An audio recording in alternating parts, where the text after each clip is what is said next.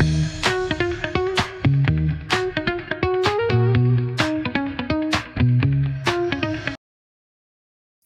everyone, welcome back to my channel. I'm Ridila. So in today's topic, we'll know about Ethereum, EVM and gas mechanism and benefits and limitations of smart contracts. So let's go with Ethereum. So Ethereum is like a blockchain platform where actually the smart contracts are developed, deployed and stored and run. Okay. So remember Ethereum is like a blockchain platform that allows the developers to create, run smart contracts and any decentralized applications. So like think of Ethereum like a computer where we actually create applications, run applications, execute it. Okay. And Solidity is like a programming language. So it is similar to JavaScript.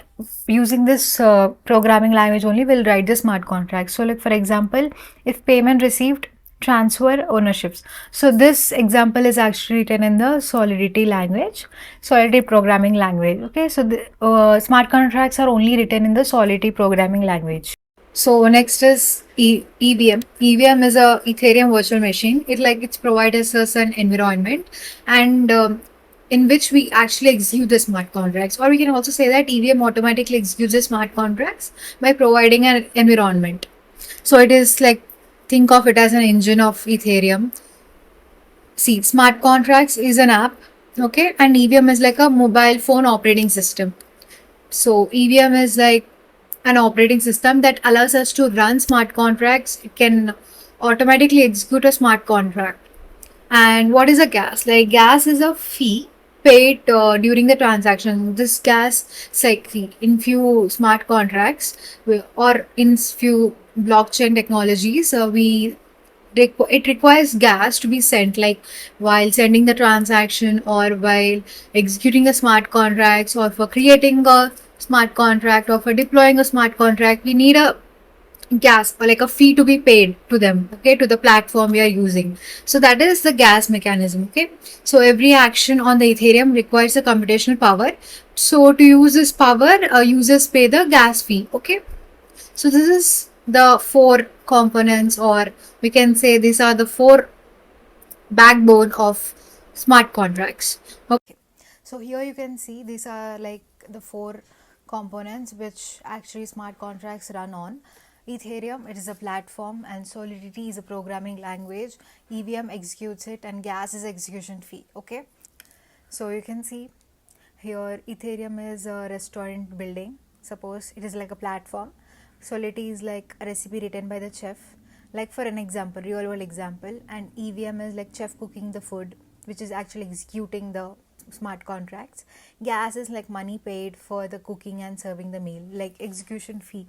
Okay, so these are the real world example, and these are the four components you have to remember in smart contracts. So user initiates the transaction, and then EVM executes the smart contracts and conditions are checked, and if conditions are met, then smart contracts is executed and the transaction is completed. So this is how the smart contracts basically works. So the user initiates the transaction, and then EVM actually checks, executes it, and then conditions are checked, and if conditions are met, the transaction is completed. So thank you. So this is how it works. Okay. So how EVM work? As I already explained to you before, the user initiates a transaction and the EVM executes a smart contract and conditions are checked, and then the transaction is completed. So then the result is recorded in the Ethereum blockchain.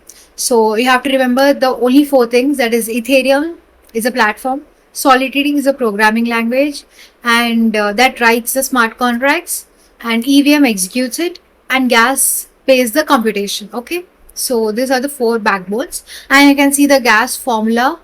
Transaction fee equal to gas used into gas price. So this we'll see more in detail in upcoming videos. So benefits and limitations of smart contracts. So key benefits are faster transactions. Okay, so see, you don't need any delays, automatically executed, so you don't need a user to approve it manually, so that decreases the time required to execute it and reduces operational costs. See, there are no intermediary. If you write the code, it will automatically execute whenever the conditions are checked or met. increase security. See, uh, it uses cryptographic hashing and distributed consensus to make contracts highly resistant to attacks. So it is very provides us very high security and better transparency. Like all the parties on the blockchain can have the copy of the smart contract. So it provides a better transparency and elimination of third parties. See, the smart contracts doesn't require no banks, lawyers, or brokers needed.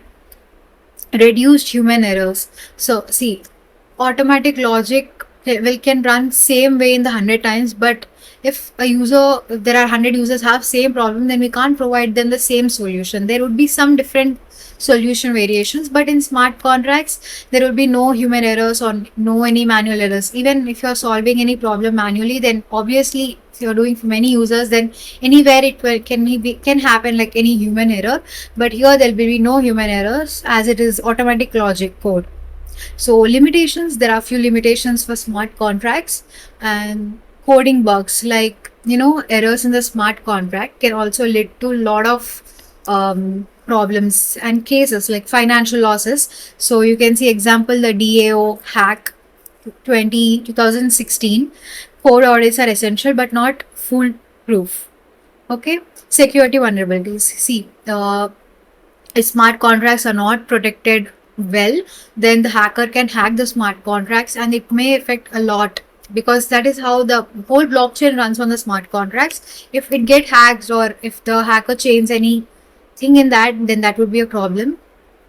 And difficulty in modification. So immutability. See, once the smart contract is written and if you want any changes, you cannot do it. It's immutable. Once written, it can't be deleted or it cannot be modified. See, or so next is Oracle problem. Oracle problem is like, the smart contracts cannot get directly the blockchain data. So for that, they use Oracle to get the external information of the blockchain data. So this is like a trust dependency on the intermediary. So legal uncertainty. See, there are many the legal status of smart contracts has not been, it's still evolving. It's not has been, developed completely. So that is a legal issues and scalability issues. Like if there are many users, then the smart contracts may be a bit difficult to execute. So that is a scalability issue. So real world applications of smart contracts. So we use smart contracts in finance and DEFI and healthcare, supply chain, real estate and insurance, voting systems, gaming and NFTs. Like you can use in many other applications, not only this. And then key takeaways. So just remember one thing, that smart contracts are self-executing agreements, okay, or self-executing process or programs, okay, that are written by the developers, and they're written in the Ethereum platform, and they are written in Solidity programming language, and EVM executes it. And gas is paid whenever anything is, run on the platform, Ethereum platform. Okay, so smart contracts eliminate intermediary. You don't need a bank, lawyers, or any other intermediaries. Automatically, it executes whenever any conditions are met. It executes. So, like suppose if sender A sends certain amount, then the ownership is transferred to him. So whenever the sender A sends the amount, the ownership is transferred. That is how it automatically executes.